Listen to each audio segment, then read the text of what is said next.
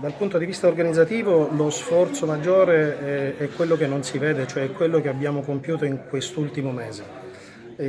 Qui state vedendo personale che lavora quotidianamente al pronto soccorso. Questo significa raddoppio di turni, significa che in pronto soccorso abbiamo mantenuto i nostri livelli di attività, colleghi, medici, infermieri sociosanitari si sono sottoposti a un surplus in queste settimane e devo dire è stato per me straordinario, cioè già solo questo per noi è stato un enorme successo, persone che hanno veramente fatto il doppio del loro lavoro. Mi chiedeva, scusi. Che tipo di volume pensate di sviluppare rispetto al Allora, noi in questo Vittorio? momento il pronto soccorso del Vittorio Emanuele per accessi è il secondo pronto soccorso della Sicilia dopo il civico di Palermo. Sono 66.000-70.000 accessi l'anno.